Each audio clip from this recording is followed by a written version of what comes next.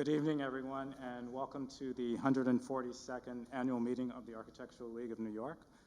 First of all, I'd like to thank CBST and Rabbi Kleinbaum for having us here tonight. I'd also like to thank my dear friend, Stephen Cassell. We go back many, many years for giving us this really wonderful tour and leading us around the building. In its own words, CBST champions a Judaism that rejoices in diversity, denounces social injustice wherever it exists, and strives for human rights for all people. During Pride Month, and at a time when there is legislation all around the United States that is trying to push us back into the closet, when there is legislation happening in other countries that are trying to deny our right to exist, I am so happy that the League is here tonight and in this space.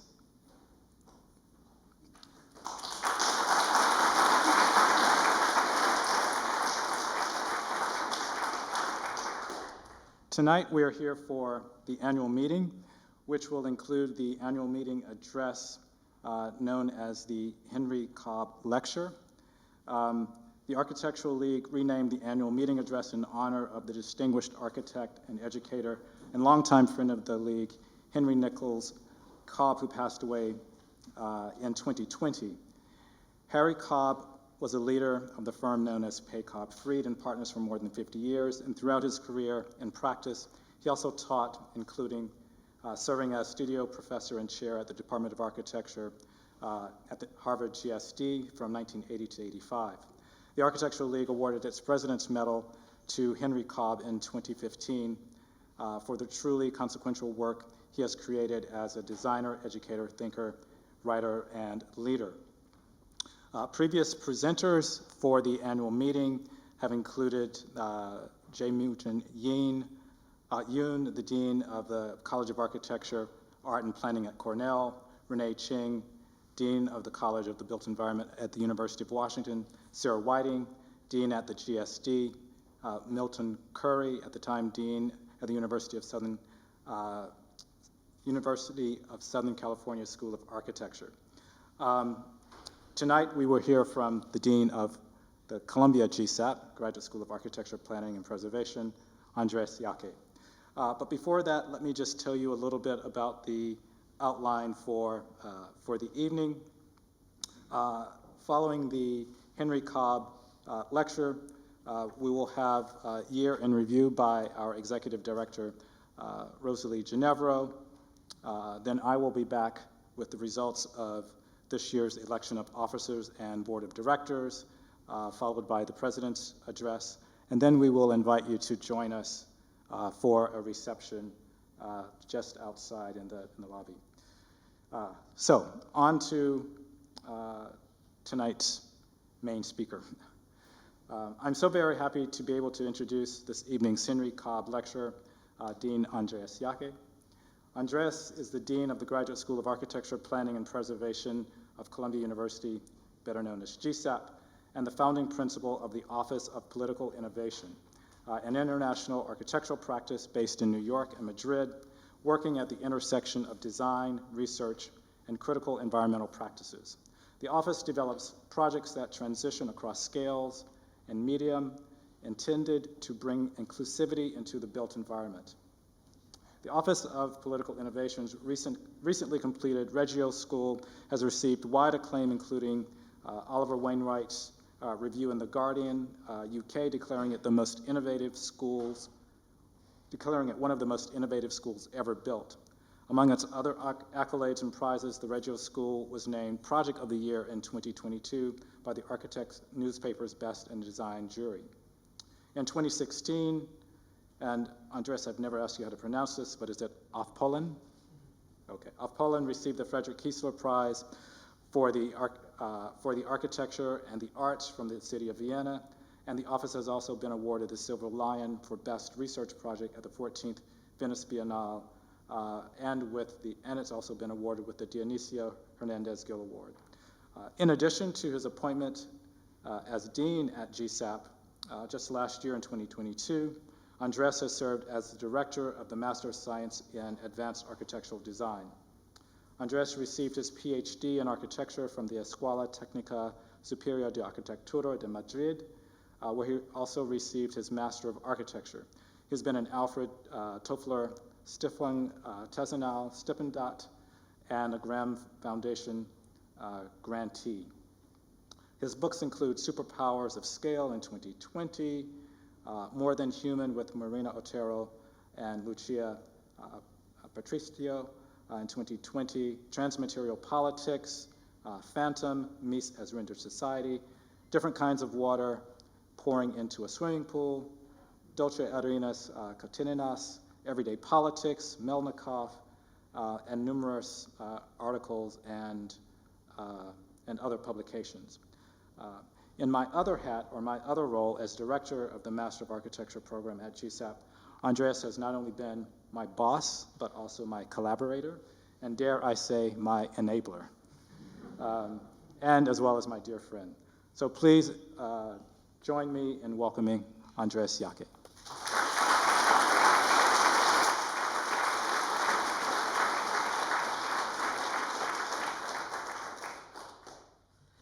Thank you very much. I'm honored to be here. Mario, thank you very much for this very generous introduction. And it's always a joy to be close to Mario and to all that he's doing and being surrounded here by so many friends. And architecture is going through a huge transformation. I think architecture is a good platform for also other changes to happen, changes that are needed in societies and ecosystems.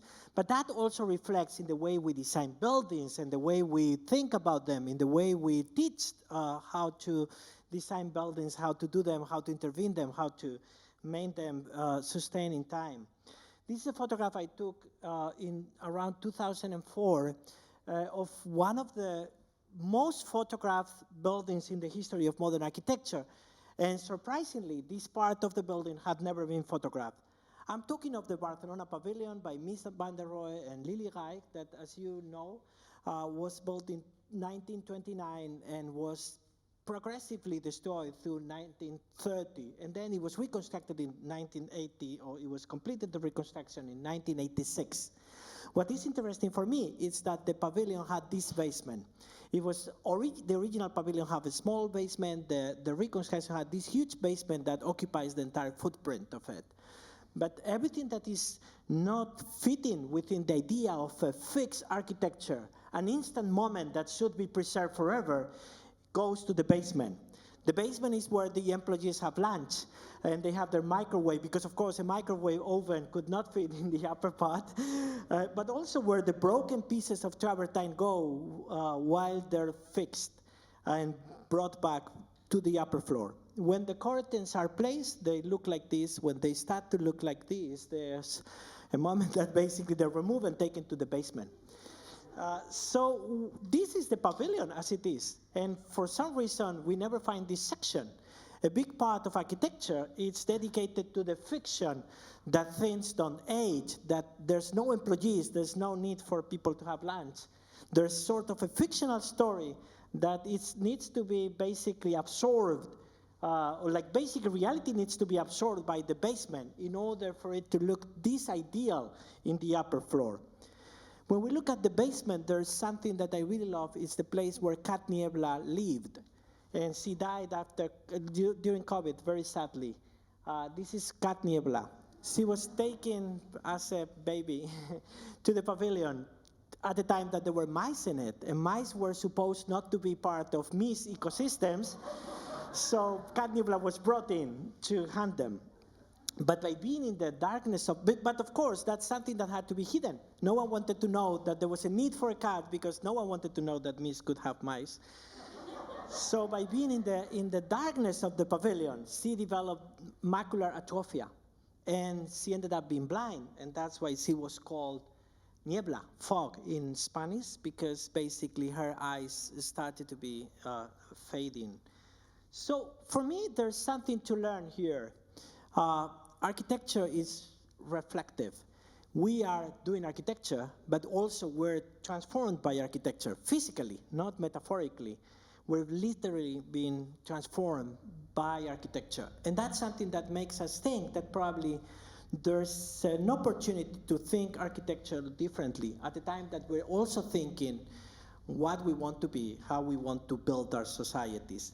This is something that, as Mario said, I've been looking at through theory, through book, through research, through performances, and that connects Mario's practice and mine. We're so interested also in architecture being performed, but also through buildings that I've been doing with my office, and that's something that where everything connects. I would say that there's a few things, and I put 10, but I will stop way before because I want to talk also about Columbia. But there's many things that we can do with buildings now. First is to think architecture as a source of inclusivity. And this is something that we can learn from this architecture, and Mario was referring to the possibility for architecture to be mediating in the making of societies that are inclusive and that are promoting actually difference to emerge and to be included in society. And that's something that we've been doing with devices like this that are creating opportunities for people to associate and to expand the use they do of the collective space. The second, I think, is that architecture can really address at the time that we're basically inevitably facing climate crisis and the drop of biodiversity, and that the way that intersects with social justice, inequalities. Architecture can be a source of environmental justice and trans-species cohabitants. And that is something that we were doing with this tiny project at PS1 that was this beautiful opportunity for young architects to start doing things. And at the time that the pollution and the toxicity produced by New York City was taken, and it keeps being taken far from New York, we thought that there was a possibility for architecture to develop a strategy so the toxicity of New York, the waste that is produced in New York, could be dealt with in the city and not sending it to other populations with less resources that could be paid to get rid of it, but rather think of fun ways, beautiful ways for architecture to create ecosystems that could transform wastewater into drinkable water, and doing that in a way that could be enjoyed and would be really feeling like a garden. The third thing I wanted to say is that architecture has to do so much reparation now, and there's a great possibility for architecture to be a mean for reparation. For instance, in a place like this in Southern Europe, in Murcia, where the ecosystems of the ravines have been neglected and disappeared, and they were crucial in the maintenance of the biodiversity and the climate conditions. This is what this landscape looked in the 1950s. This is the way it was flattened for massive urbanization in the 1980s. We designed this house that could repair a rambla, a ravine, a house that would be using basically sensors placed in the ravine, in the decaying ravine, so that the gray water that the house could collect from showers and sinks and could be used to repair the ravine. And a dying ravine could then start to be repaired by the architecture, an architecture that was not only taking care of humans, but understanding that humans, we depend on ecosystems, and these ecosystems could be actually the subject of architecture, an architecture that repairs the biodiversity and that makes humans being able to expand their more than human alliances in a form of trans-species justice.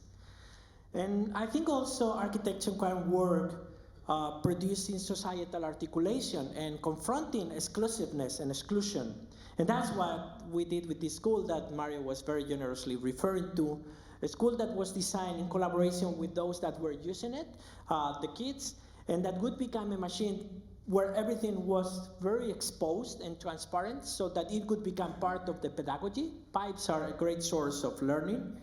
And as opposed of school, what look like that tend to be occupying and privatizing space and unfolding horizontally, there was an opportunity to do two things: to do a vertical school that was minimizing its footprint, and also, instead of privatizing space and land and occupying land, it could really be minimizing its use of land and relying on public space, relying on the surrounding space as the actual courtyard or playground for the school. This is, for instance, the first time that the kids came, and during the break they ran to use the public park as part of the courtyard and the playground. And it's so beautiful somehow that the school then got mixed with the elder people in the apartments, the elder apartments in the next building. When I think of this, I think architecture has the great capacity to articulate diversity and bring it together and promote it as a social value, and through also an architecture that could incorporate diversity in itself, that could actually be diverse in itself and produce many different situations.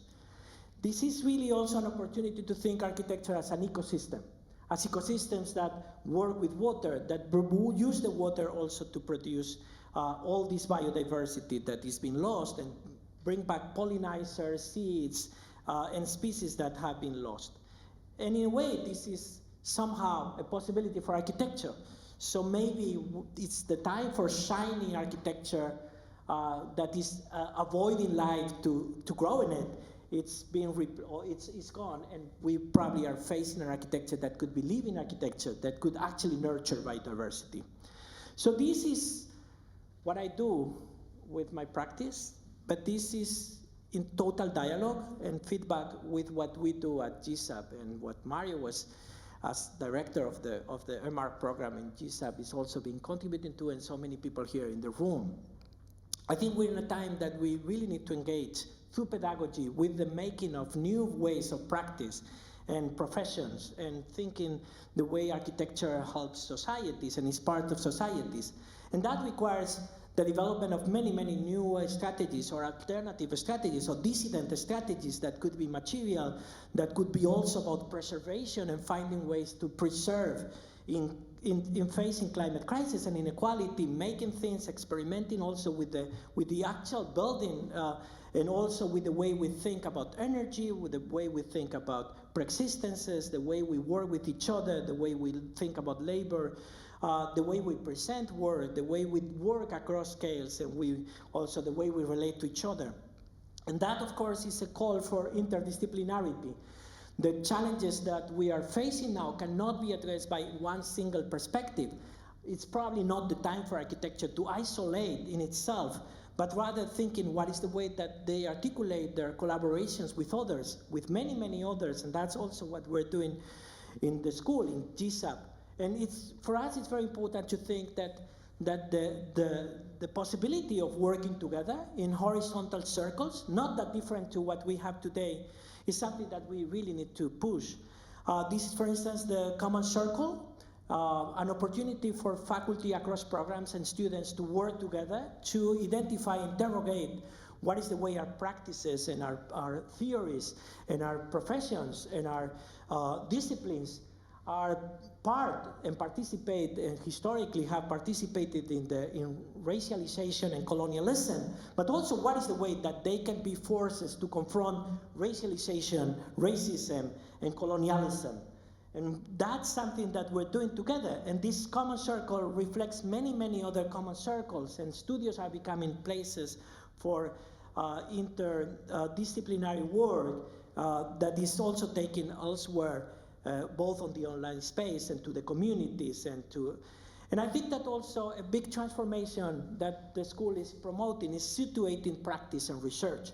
Rather than thinking of architecture as abstraction, as something that we do generically and we detach ourselves from the world, thinking of what is the way that we work with others and we mobilize others as our partners, as part of our teams, as part of the stakeholders of any situation, and how we really allocate that across the world, and how we reflect on that, and how we do different theories, different designs that are mobilizing collective efforts and are situated in the specificity of each community, and are growing from that rather than flattening the difference.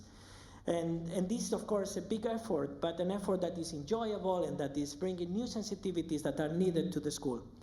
And I think that reflects in lines of work.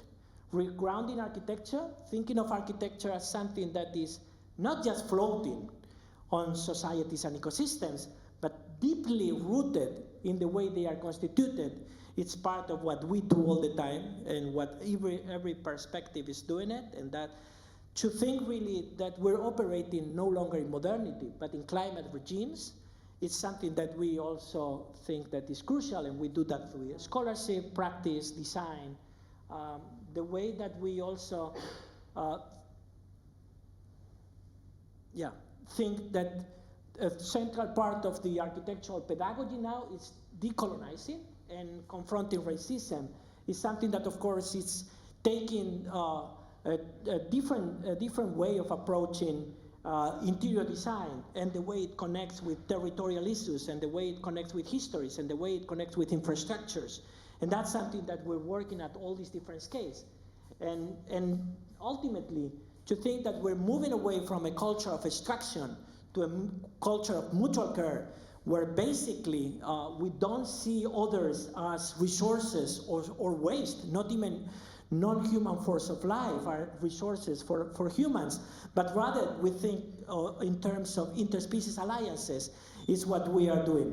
And thinking that technology is not the solution, but it's basically part of the ecosystems we operated, and they have to be equally interrogated politically and in the way we believe in through our values is a big part of what we do.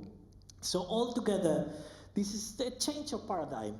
A change of paradigm that it's starting, or it's definitely participating by the pedagogies that we do, and we are experimenting, and we are, but it's also a change in the ideologies and the values, and a culture of cosmopolitics that go from the scale of the micro to the big scale of the geopolitics and the planetary.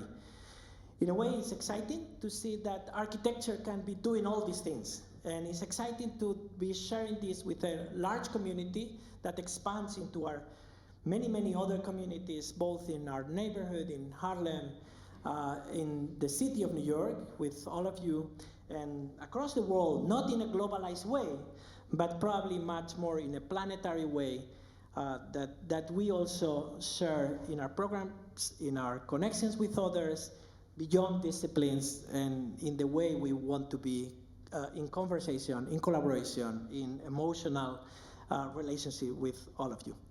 Thank you very much.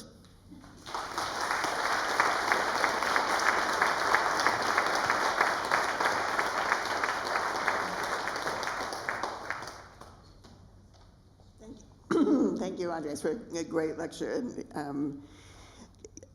Great lecture. And thank you, Mario. Thank you, Stephen and Rabbi Kleinbaum, for welcoming us to this beautiful place, and it's sharing with us its important mission. I also want to thank Ann Rieselbach, who suggested that this would be a great place for the annual meeting, as it is. It's so exciting to see all of you here tonight. There's so many of you who have participated in one or many league program as a mentor, as a mentee, as a program host or speaker or respondent. How great that you are here with us to mark another year of events and exploration and learning at the Architectural League. This year's annual meeting, as many of you know, is especially significant to me because this is my last one as executive director of the League. I'll step down from my position on Friday, June 30th, after 38 years, a long time, and as you can imagine, these last few weeks in particular have been a time for reflection about what has kept me here for so long, what we together have been able to accomplish, and my hopes for the future of the League. The League is no one set of people, not staff or board or members or program participants or specific programs or traditions, but rather an institution in the very best sense of the word that is made into a living, evolving entity by the interactions and mutual influences and desires of all of its parts. I care deeply for the League as an organization and for all of the people associated with it. So trying to guide and support that evolving being has been work of intense interest and pleasure for me. I hope that during my time at the League, we've asked important questions about the built environment in general and about design and its relationship to the world we have and to the world that we want. I hope that we've offered many different voices a chance to weigh in on those questions, and that the League overall has been a place of welcome and openness. And I hope for the future that that sense of welcome becomes ever more inclusive and that posing questions that matter, along with building and sustaining a community, remains at the core of the League's work. I'd like to give a very brief overview of the League's work this year. What new structures are architects creating to organize their practices? I mean, there's some resonance with Andres's talk. That question shaped the 2022-23 current work series, which looked at alternative practices ranging from May Al-Abrashi's work in preservation and community development in Cairo to 5-1 and 4E's focus on reuse and reclamation in their practice in Brussels. First Fridays, half remote and half in-person, spotlit firms with significant infrastructure practices. The Emerging Voices series, in a very strong group, featured its first participants in a long time from Oklahoma and North Carolina. The League Prize series, still in progress, with programs this Thursday and next, asked, what makes you uncomfortable? 3 programs in a series called From Field to Form explored the formal possibilities and environmental advantages of biogenic and geogenic materials, and that series will continue in the fall. The League Mentorship, bigger than ever, paired 100 practitioners with 100 students, while the fall student program introduced more than 200 students to offices around the city and around the country. On Urban Omnibus, writers and photographers explored subjects ranging from 99-cent stores in the 5 boroughs to the many ways in which urban spaces and opportunities either support or thwart mental health in the city. Fans of the Rockaways found a lot to inform their fandom on Omnibus this year, and one could also learn about a variety of sacred spaces in the city and about the odd furnishing habits that seem endemic in municipal offices. 8 new City Critics Fellows, the first cohort in a program that the League has organized with the Urban Design Forum, have been meeting every other week for the last year to learn the craft of criticism and explore how the existing world of criticism could expand its boundaries. Last year, the League began a partnership with the New York State Council on the Arts to run the Independent Projects Grant Program. We awarded 18 grants of $10,000 each last summer and have just received, as of last Friday, the entries in the second round of the program, in which we will award 25 $10,000 grants. Another function that the League carries out that many may not be familiar with is that we act as a fiscal sponsor to innovative projects that you likely are very familiar with, including Esther Choi's Office Hours, the New York Review of Architecture, and the Testbed projects by new affiliates, as well as for research and presentation projects, such as an exhibition on the Architects Collaborative and a film on the Cuban architect Nicholas Quintana. All the League's work this year will be documented in our annual report, which will be available on artsleague.org next week. Now comes really the most important part of my remarks, which is to say thank you to the League staff who make all that we do actually happen. Thank you to Ann Rieselbach, the program director, who does a superb job of curating and shepherding the League's annual series and competitions and student programs. She's been assisted for 2 years by Rafi Lehman as program manager. Rafi's done a spectacular job and is soon off to graduate school in landscape architecture. Alicia Botero, our crack program and communications assistant, works with Rafi and Ann, and also with communications manager Ann Carlisle, who gets the news out about League programs and projects. Digital editor Sarah Wessler distills all kinds of material in all kinds of condition into clear and compelling content on artsleague.org. Mariana Mogalevich, editor-in-chief, Kevin Ritter, managing editor, and assistant editors Carla Perez and Isla Schultz create fresh and fascinating features, often from totally unexpected perspectives, on urban space, urban life, the urban condition, on the League's online publication, Urban Omnibus. Daniel Chofi keeps all things membership and giving in running order, as well as running the NISCA Partnership Program and sponsored projects. And Billy Kelly, Director of Operations and Special Projects, has an incredibly varied portfolio that defies brief summary. Thank you to all of them for their excellent work and camaraderie and commitment to the League. I want to very warmly thank all of you who are financial supporters of the League, whether as members or via other avenues. The League is not a huge organization, but neither is it an air fern. It needs support and sustenance. I also want to thank 6 people who've been extraordinarily generous to the League this year and last. Mary Burnham, Elise Jaffe and Jeffrey Brown, Wendy Joseph, Susie Rodriguez, and Billy Chen. Not only does their generosity help secure the League's long-term viability, it has also contributed immeasurably to fostering a sense of confidence for me that I'm able to pass on an organization that's strong in many ways. This morning we had our 10th board meeting of the year. That's not a slip of the tongue. We have had 10 board meetings, and that does not begin to count all the committee meetings and emails and phone calls that the League's incredibly committed board has participated in during this demanding year. Thank you to all of you. This organization is very, very lucky to have such a large and accomplished and generous and collegial group working on its behalf. I especially want to thank 2 subgroups of the board, the Next Steps Committee, Mario Gooden, Paul Lewis, Killian Riano, Annabelle Seldorf, and Billy Chen, that came together last summer to plan for the coming year, and the Search Committee, chaired by Karen Stein, with members Vishan Chakrabarty, Jerome Hayford, Bryony Roberts, Susie Rodriguez, Brad Samuels, and Mabel Wilson, that devoted so much time and care to identify the next director of the League and made an excellent choice. Finally, I want to thank Mario Gooden, both for the true pleasure it's been to get to know him better this year and to work with him, and for the enormous amount of time he's invested in his work on behalf of the League. I think nobody knows until they do the job just how much time being president of the League can consume. I'm deeply grateful and honored to have had this chance to work with you.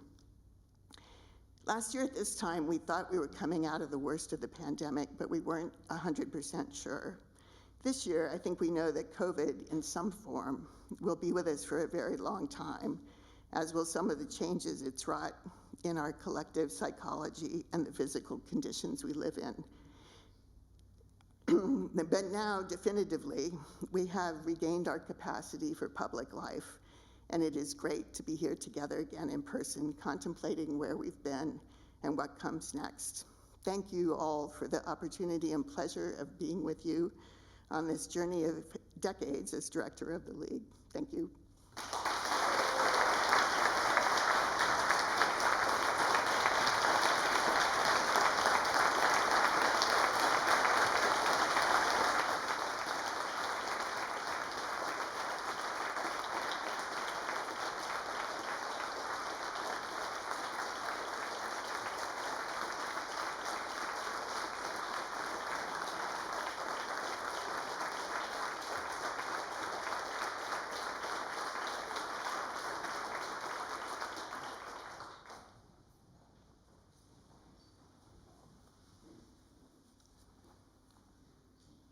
Thank you, Rosalie.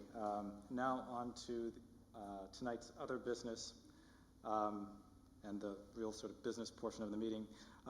We've received enough proxies by our own online voting system to elect the slate proposed by the nominating committee, and I'm pleased to announce that the following are elected: Mary Burnham, Fiona Cousins, Leslie Gill, Juana Eakes, Mary Margaret Jones, Rachel Judlow, Nico Kinzel, Mark Robbins, and Nader Tarani are re-elected as directors to the class of 2026. Jerome Hayford, elected as director, class of 2025. And the following officers are elected: Michael Beirut as vice president for communication arts, Ken Smith as vice president for landscape architecture, Nat Oppenheimer as vice president for engineering, Claire Weiss as vice president for urban design, Tucker Weimeister as vice president for industrial design, and Joe Mizzi as treasurer. These individuals are also elected as directors of the Architectural League. Please join me in offering our congratulations.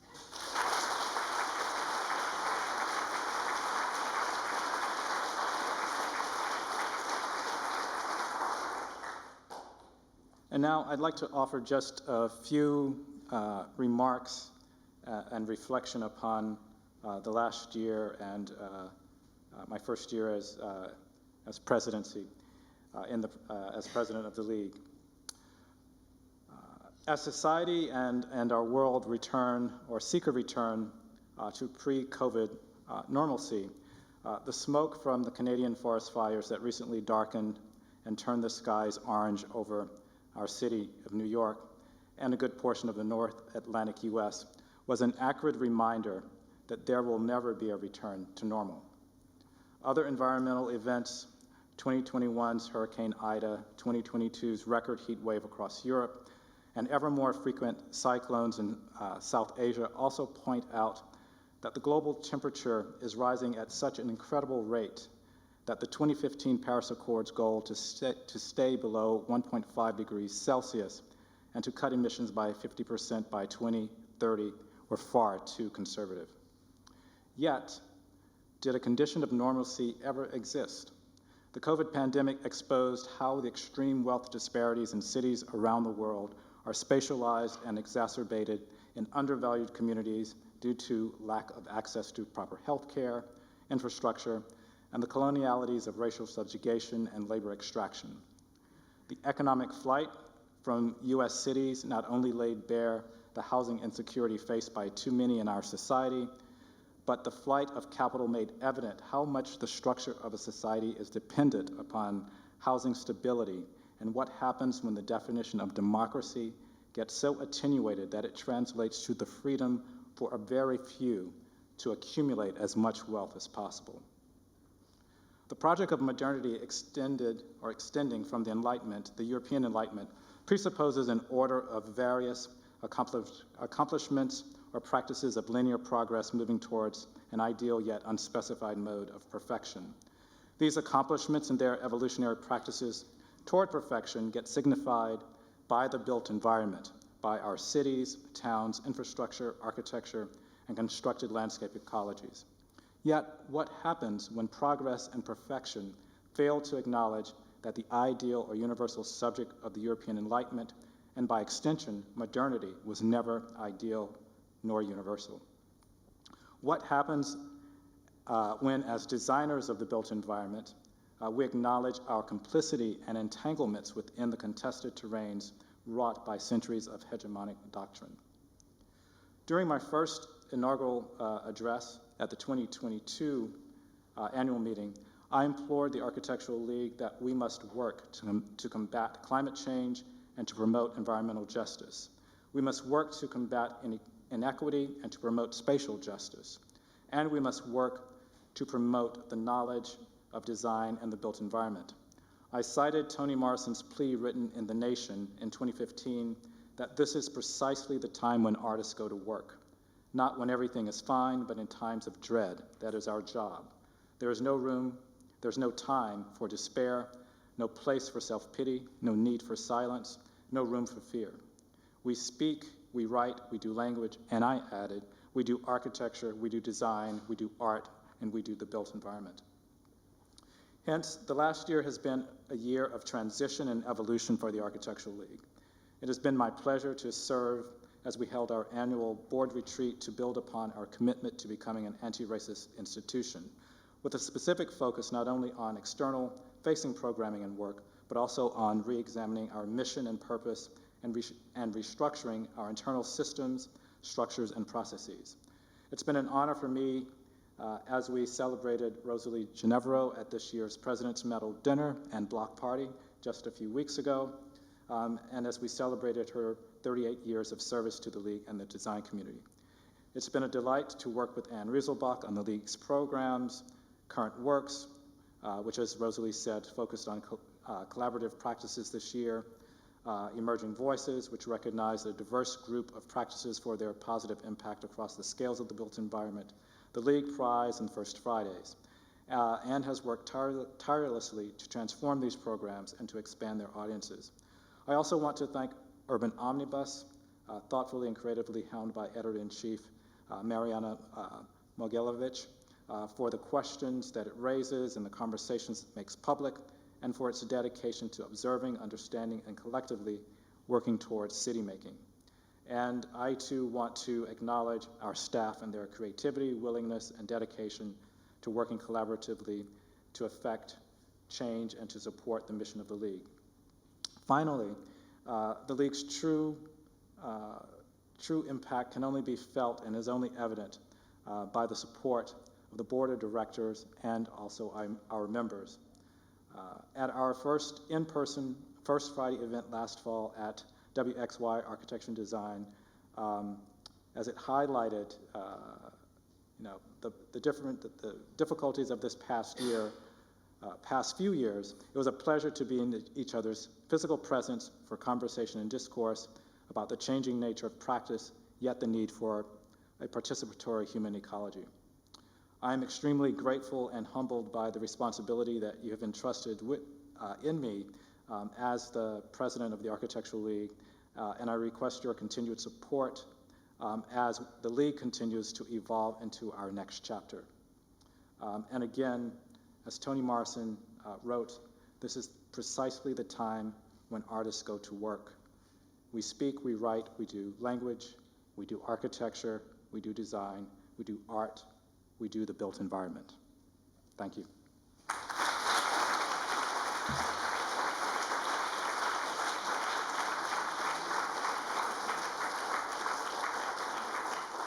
So now, just before we close this year's annual meeting, I'd actually like to invite Rosalie to come back up. And I would like to invite Jacob Moore, our incoming executive director, also to come.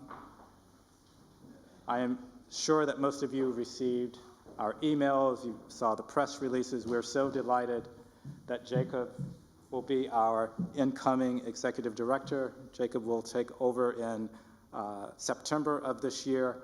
So Jacob, welcome. Rosalie, you won't be too far away. We're going to call you. Please don't go too far. So thank you very much. And thank you, everyone, for your support. Have a good evening. Please join us outside for the reception.